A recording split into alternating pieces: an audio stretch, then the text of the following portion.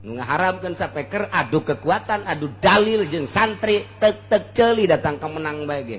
mun cara adu silat mah nah sakali set beres beres pokona mah geus ka awak jasa lamun ku ahli ngaji mah deuk lompat ka mamana ge mun piki tapi lamun tasawuf lain deui masalah cenah ieu mah tasawuf ulah ngajak batur sia bae atuh cenah di sapeker di masjid aya sapekeran aya mah geus tasawuf ulah jumaah sia bae di kamar sorangan tanggung jawab sia bener sia salah sia ka Gusti Allah jieu tuh hese-hese amat ulah dicampur-campur ulah dicampur-campur nyana moal aing mah cenah lantaran aya sapeker di masjid Jumaah moal salat moal ya itu urusan sia urusan sia teh makan itu Pak salat moal Jumaah moal atuh dahar ge ulah jadi kudu jelas ngaji teh kudu jelas mantap kula mah tiba heula ge nyaritakeun eta teh ya naon usur perpuluh haram pajak haram sakadar nyaritakeun kakarak muncul kamari NU haram ternyata pajak tinggalin zaman tiba heula sakadar haram bae adapun pelaksanaan atuh tasabodo ngabejakeun hukum Al-Qur'an haram jadi nyaho wan urang kredit model kos itu haram adapun mamang bapak ibu udah kredit atuh mangga bae lain mangga meunang atuh sabodo jageus nyaho hukum jageus nyaho hukum eta mah terus bae atuh tinggal siapkeun bae ieu leungeun dibelem di neraka jahanam sakitu doang leungeun sabelah teh dua jeung suku dua ngaji jadi acak-acakan we jadi gara-gara sapeker lah can dibahas kakarak wal alat latunatu bil hukmi kudu ditasawur heula naon speaker bahasa Arabna naon lamun mukabiru saut engke aya sabar harupa insirofna ka mana nah eta teh kudu ditasawur ulah waka di hukuman haram tasawur hukum pandeuri jieun mukodamahna tet patalina jeung ibadah kumaha jeung ngaji kumaha dan lain sebagainya moal kudu eleh moal kudu menang nu ngaharamkeun sapeker mun make dalil fikih aya usul fikihan disengsirikeun bae geus ku kiai bahkan kiai kuari embung ngalawan DNU ge geus basul balah udah tungtungna lantaran eleh ge nya nama tilok taslim zaman Ki Bustami baheula bos muruluk dalil-dalil eleh tapi teu taslim atuh jang naon ngaranna lain munazarah mujadalah atawa mukabarah atuh teh bau hartina mantap geus kula pernah aya anu nyuratan di zaman Abah moal dibejaan make bahasa Indonesia tentang speaker bejakeun bae aya nu kieu jawab make bahasa Arab apa tulisanna make bahasa Arab apa bahasa urang tulisanna Latin bahasana urang ulah teu bisa ngaji berarti cekeun ulah dilawan ku sia henteu keur mah kula teu bisa diulah atuh geus kebenaran lamun nyanana nyieun make bahasa Arab tulisanna Arab lawan ku sia hade tah cek kula aja teu bahasa Arab teu dilawan ku kula padahal henteu ku kula ge deuk ditulis tulis bae kumaha lah munazarah make bahasa urang teu beres surat mah masak mun kitu mah wa'lam anna speaker atau anna speaker al musamma bi mukabbir saut hukmuhu wal haram liannahu tafsir teret anu terus wassalam Haji Asep atuh kuku geuning ke bakalna diieukeun ke bakalna dinaon dijawab Waalaikumsalam warahmatullahi wabarakatuh la nusallimu da'wat anna speaker nah dilawan kuku lah hayangnya mau coba endek jadi make munazarah ke di ditu aya keneh deui ke ditu aya keneh deui kuku lah ngajawab terus bae mun masih keneh aya mun kula eleh kakarak sujud kula ka ditu beres ya benten teh dilawan ulah teu geus eta hartina berarti bodoh ieu jelema geus bae ngalawan anu bodoh mah sarujeung ngalawan edan atuh kumaha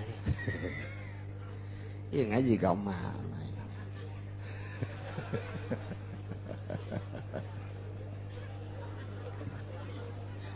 walau qata'a abdin Umar pangkatna abid boga masalah jeung Ki Zaid kaserengan Ki Zaid teh gelut pada ngaluarkeun permainan Zaid leuwih istimewa permainan silat dibandingkeun jeung Umar katikem Ki Umar haju leungeunna dicekel didedetkeun ka bebedak lawang dibacok seger potong sakit potong beak geus Masya Allah hebat dasar Ki Zaid permainan kumaha geus potong leungeunna sapoe dua poe Ki Umar bata ko merdeka cek Sayyidna Mar sia eta waduh leungeunnan geus leungeunnan moal bisa digawe geus ku aing dimerdekakeun bae sia Mar merdeka menang sapoe gaduana isdet waktu Ki Zaid keur ngaberi leungeun Ki Umar status Ki Zaidna merdeka status Umarna abid geus potong leungeunna diperdekakeun ku Sayyidna ku ari pae sabada merdeka nu jadi masalah ta eta teh kudu apa henteu kisosna di dia paling Sayyid ala qalumina diatil wajibah wa nisbi kimati jang Sayyid dikudu dikeluarkeun dicokot jang Sayyidna al aqal minadiat pangsaetikna tina diat leungeun dibayarna ta leungeun jeung deui saparo harga abid eta hargana sabaraha abid hargana 5 juta jada dampak saparona 2,5 juta. Nah kos gitulah ka ayat ieu mah urang ngomong bae ngabahas moal terjadi abidna ge eueuh hukumna ge di urang mah henteu aya eueuh. Kemudian wa bi qaulin cek sagaul ma al aqal minadiat wa qimatihi al aqal minadiat bener cuman tadi manis pidiatihi kuari mas sagemblengna harga abid walau qata yadahu fa'ataqo fajarahu akharani wa mata bi sirayatihim falakisoso alal awal Zaid ribut jeung Ki Zaid sedangkan Ki Zaid status abid budak belian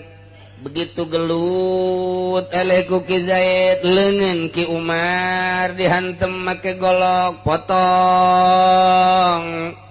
menang sapoe gaduana ku Sayyidna dimerdekakeun merdeka ku ari tah ayeuna mah barang di jero merdeka horenganan Ki Umar teh loba musuhna ternyata lain jeung Ki Zaid bae horeng tukang ngabohong ya sarta mah Ki Umar mah lantaran nyada jadi calo duitna teh dibikeunan ka rakyat datang ke para rae baheula mah nu boga tanahna calo mah calo bae tungtung nama nu boga tanah sangsara calo ge milu sangsara baheula tah eta kos kituna ayeuna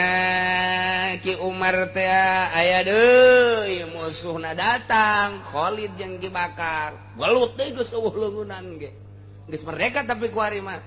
begitu gelut terus dihanteman sanggeusna dihanteman leles Ki Umar teh tah jadi berarti kutiluan ku ari mah Ki Umar teh